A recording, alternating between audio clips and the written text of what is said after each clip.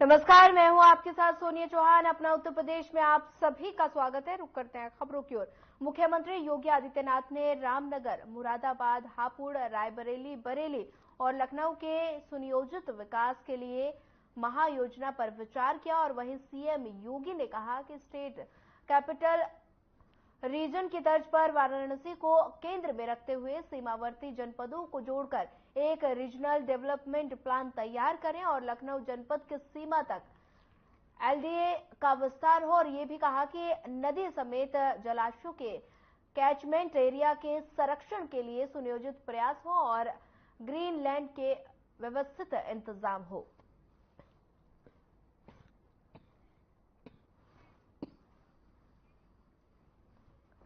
बता दें कि सुनियोजित विकास के लिए सीएम योगी ने कहा कि सीएम ने महायोजना पर विचार हो, ये कहा, और ग्रीन लैंड का हो व्यवस्थित इंतजाम, ये भी सीएम योगी ने कहा। सुनियोजित विकास के लिए महायोजना, सीएम योगी आदित्यनाथ ने महायोजना पर किया विचार।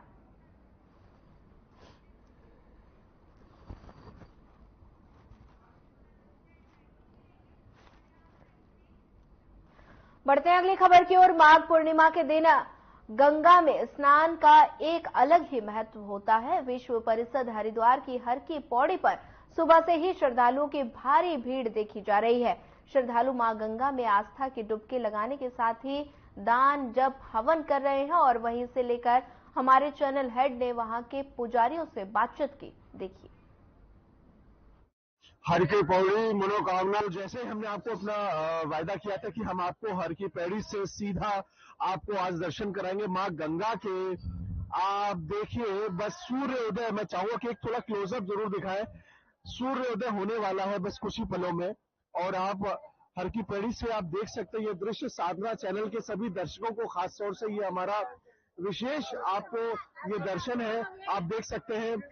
आप इस पूरे इस आज हर की पौड़ी पर जिस प्रकार के जो यहाँ पे भीड़ है, पूर्णिमा के खास अवसर पे, जो आज का पूर्णिमा मास है और शुभ दिन है आज, लोगों का तांता यहाँ लगातार हर रोज रहता है, लेकिन आज का दिन विशेष है, इसलिए लोगों का ये तांता लगा हुआ है।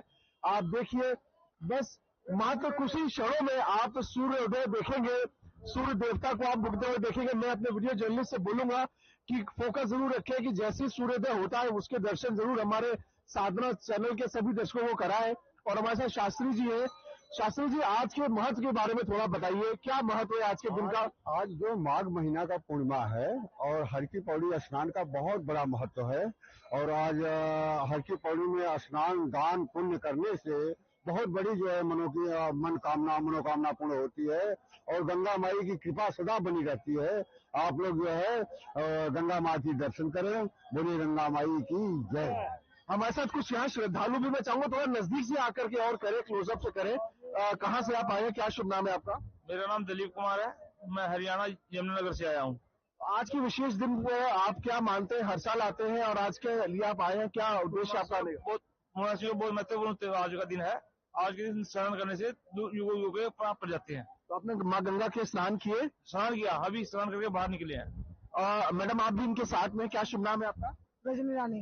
मैडम, आप यहाँ हर साल आती है या पहली बार आ रही है? नहीं, हर साल आते हैं। तो कैसा, क्या महसूस होता है? क्या आपको यहाँ पे अंतर लगा, चेंज क्या लगा आपको यहाँ पे आके स्नान करके? बहुत अच्छा लगता है, बहुत अच्छा लगता है। जन्मदिनों का भाव करते हैं यहाँ पे। हमारे गुरुजी भी साथ आए हुए हैं, हमारे साथ वो स्नान करने गए हुए हैं, अभी आएंगे तो उनसे भी वार्ता करेंगे आप। तो आप देखिए कि यहाँ पे तमाम लोग हैं जो श्रद्धालु हैं, जो अनेक संख्या से पूरे देश भर से लोग आए हैं और ये बताता है हमारे देश की कार्यकर्ता, हमारे धर्म, सनातन धर्म के बारे में। खास तौर से जो लोग अपनी बात करते हैं, लेकिन सनातन धर्म अपने आप को लोगों को सिखाता है धर्म के प्रति किस प्रकार से आप उससे जुड़ सकते हैं। और जब आप धर्म से जुड़ते हैं तो कहीं ना कहीं आप ये महसूस करते हैं कि उसका आपको उद्धार होता है। जैसे पंडित शास्त्री जी ने बताया था हमें, शास्त्री जी, धर्म के प्रति जो लोगों की आस्था जब बढ़ती है, जब आप धर्म कर्म करते हैं, तो इसका फल क्या मिलता है और इसके से क्या आगे होता है? इसका फल बहुत बड़ा फल है। अज्ञान को ज्ञान मिलता है, पापी को जो है पुण्य मिलता है और जो कुसंग है उनको, जो कुसंग करते हैं उनको सत्संग मिलता है।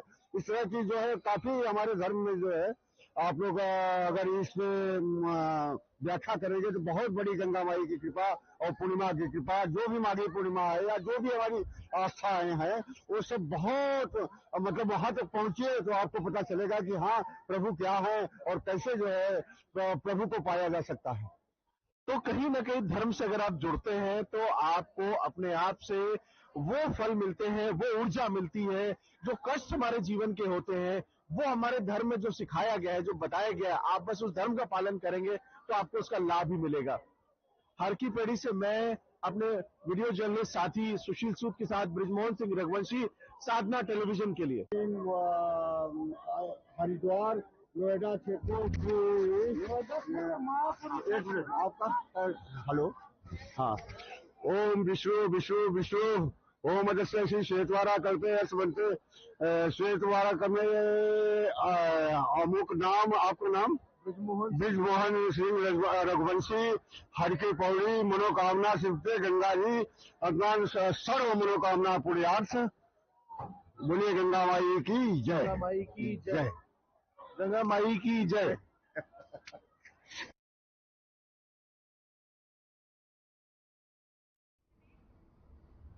मुख्यमंत्री योगी आदित्यनाथ ने जनपद कासगंज में हुए सड़क हादसे का संज्ञान लिया।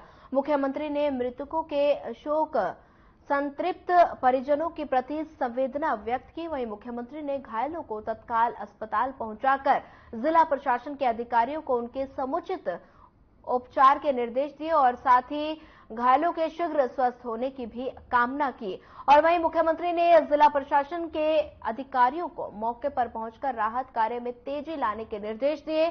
मुख्यमंत्री योगी आदित्यनाथ ने कासगंज में हुई सड़क दुर्घटना में एटा निवासी मृतकों के परिजनों को तत्काल 2 लाख रुपए की सहायता दिए जाने के निर्देश दिए हैं और साथ ही सभी गंभीर घायलों को तत्काल 50,000 रुपए दिए जाने के निर्देश दिए। वहीं मुख्यमंत्री ने घायलों के समुचित उपचार के भी निर्देश दिए हैं।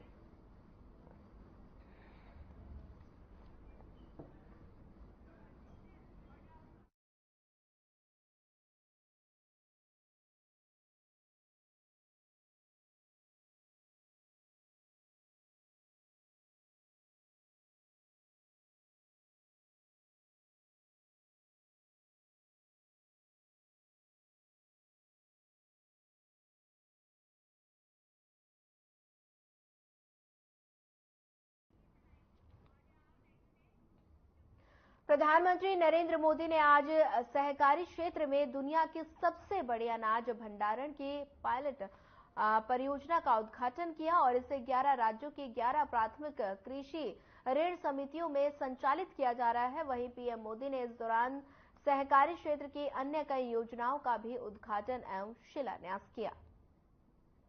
इसी सोच के साथ आज का एक कार्यक्रम हो रहा है।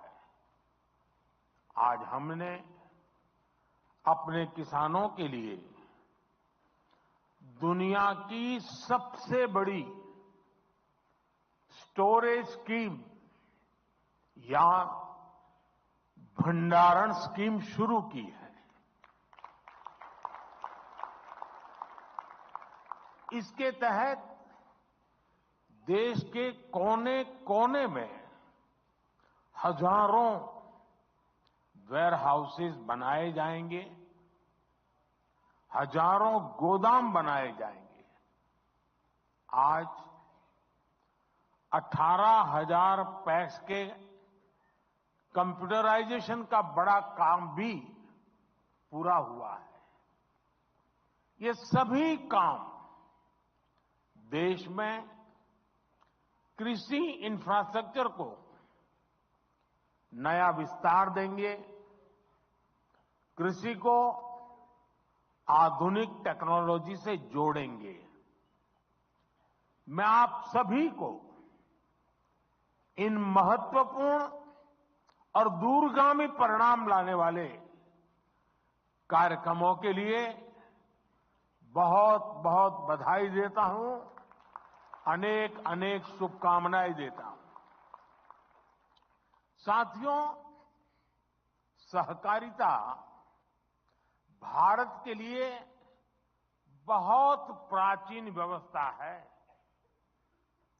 हमारे शास्त्रों में भी कहा गया है, अल्पानाम अपि वस्तूनाम, अल्पानाम अपि वस्तूनाम संहति ही कार्य साधिका। अर्थात छोटी छोटी वस्तुएं, थोड़े थोड़े संसाधन भी सब साथ जोड़ दिए जाते हैं तो उनसे बड़े कार्य सिद्ध हो जाते हैं। प्राचीन ग्राम अर्थव्यवस्था में सहकार की यही स्वतंत्र स्वतः स्फूर्त व्यवस्था काम करती रही है। सहकार ही हमारे आत्मनिर्भर समाज का आधार हुआ करती थी। सहकारिता केवल व्यवस्था नहीं है, सहकारिता एक भावना है, सहकारिता एक स्पिरिट है। सहकारिता की ये स्पिरिट कई बार व्यवस्थाओं और संसाधनों की सीमाओं से परे आश्चर्यजनक परिणाम देते हैं। सहकार जीवन यापन से जुड़ी एक सामान्य व्यवस्था को बड़ी औद्योगिक क्षमता में बदल सकता है। ये देश की अर्थव्यवस्था के, खासकर ग्रामीण और कृषि से जुड़ी अर्थव्यवस्था के कायाकल्प का एक प्रामाणिक तरीका है। एक अलग मंत्रालय के जरिए हम देश के इस सामर्थ्य को और कृषि क्षेत्र की बिखरी हुई इस ताकत को ही एकत्र करने का भी ये भगीरथ प्रयास है। किसान उत्पाद संघ एफपीओ का एक बहुत ही महत्वपूर्ण उदाहरण हमारे सामने है।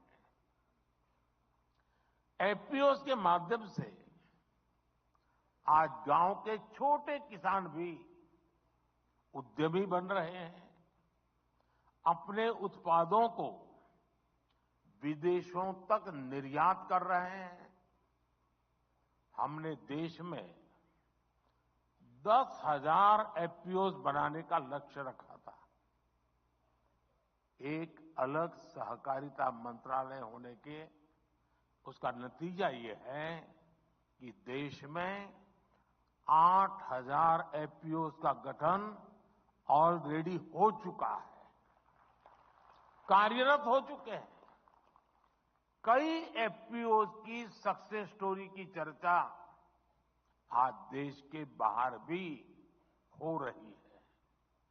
इसी तरह एक और संतोषजनक बदलाव ये आया है कि सहकारिता का लाभ अब पशुपालकों और मछली पालकों तक भी पहुंच रहा है। मछली पालन में आज 25,000 से ज्यादा सहकारी इकाइयां काम कर रही है। आने वाले 5 वर्षों में सरकार का लक्ष्य 2 लाख सहकारी समितियां बनाने का है। और इनमें एक बड़ी संख्या फिशरीज सेक्टर की सहकारी समितियों की भी होने जा रही है। साथियों, सहकारिता की ताकत क्या होती है? गुजरात में मुख्यमंत्री के रूप में मैंने इस ताकत को अनुभव किया है। गुजरात में अमूल की सफलता की गाथा आज पूरी दुनिया जानती है। हम सब दुनिया भर के बाजार में पहुंच चुके लिज्जत पापड़ के बारे में भी जानते हैं। इन सभी आंदोलनों को मुख्य रूप से देश की महिलाओं ने ही लीड किया है। आज देश में भी डेयरी और कृषि में सहकार से किसान जुड़े हैं। उनमें करोड़ों की संख्या में महिलाएं ही हैं। महिलाओं के इसी सामर्थ्य को देखते हुए सरकार ने भी सहकार से जुड़ी नीतियों में उन्हें प्राथमिकता दी है। आप जानते हैं कि हाल में ही multi state cooperative society act में सुधार लाया गया है। इसके तहत मल्टी स्टेट कोऑपरेटिव सोसाइटी के बोर्ड में महिला डायरेक्टर्स होना अनिवार्य कर दिया गया है।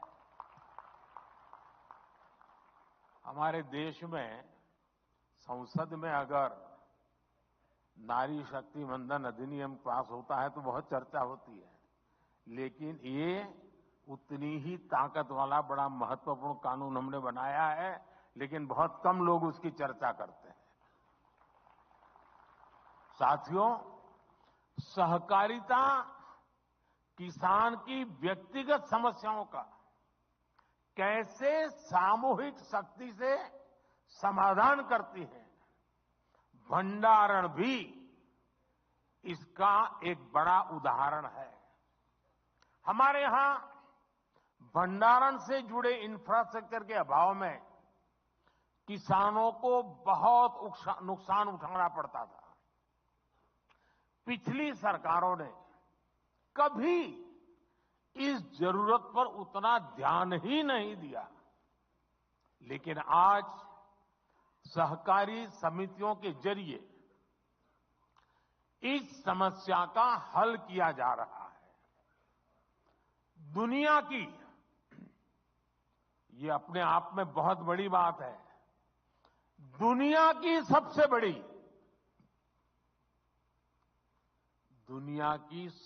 बड़ी भंडारण योजना के तहत अगले 5 वर्ष में 700 लाख मैट्रिक टन भंडारण की क्षमता तैयार की जाएगी। इस अभियान में 1.25 लाख करोड़ रुपए से ज्यादा का खर्च आएगा। इस योजना के पूरा होने पर हमारे किसान अपने उत्पादों को अपनी जरूरत के मुताबिक भंडारण में रख करके स्टोर कर पाएंगे।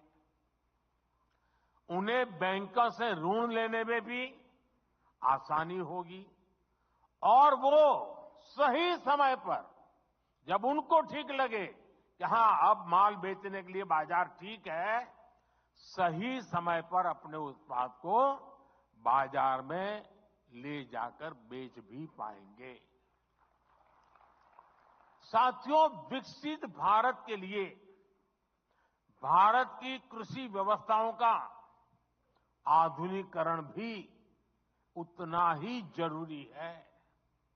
हम कृषि क्षेत्र में नई व्यवस्थाएं बनाने के साथ ही पैक्स जैसी सहकारी संस्थाओं को नई भूमिकाओं के लिए तैयार कर रहे हैं।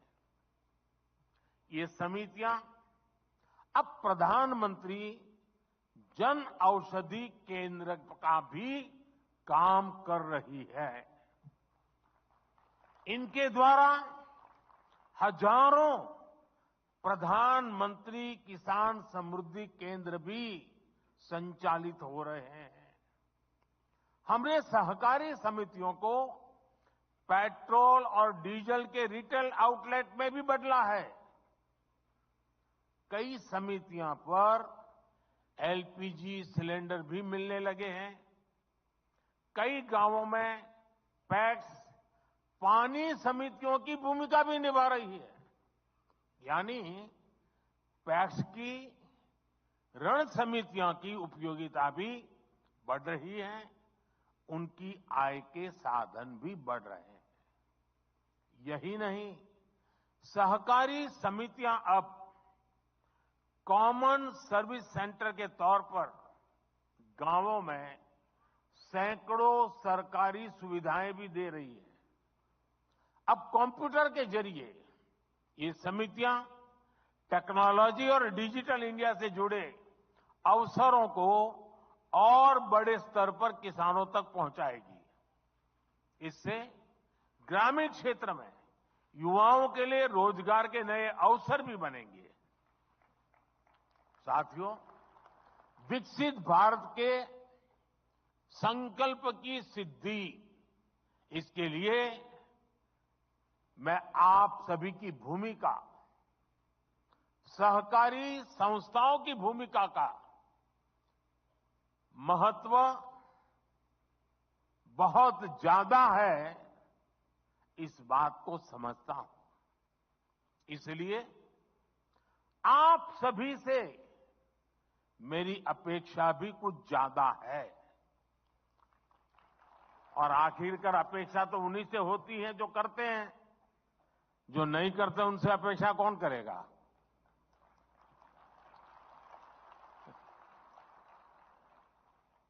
आत्मनिर्भर भारत के निर्माण में आप जितना ज्यादा और जितना ज्यादा सक्रिय योगदान बढ़ाएंगे, हम अपने लक्ष्यों को जल्दी प्राप्त कर पाएंगे।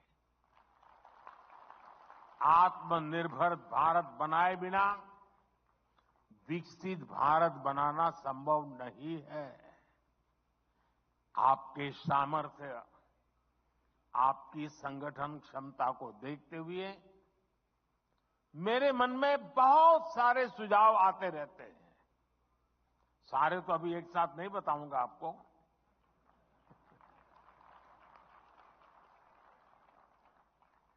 लेकिन कुछ मैं इशारा करना चाहता हूं। जैसे मेरा सुझाव है कि हमारी कोऑपरेटिव एक लिस्ट बनाए कि कौन कौन सी चीजें ऐसी हैं जो आज हम बाहर से लाते हैं, विदेशों से लाते हैं, अब हम इंपोर्ट नहीं करेंगे।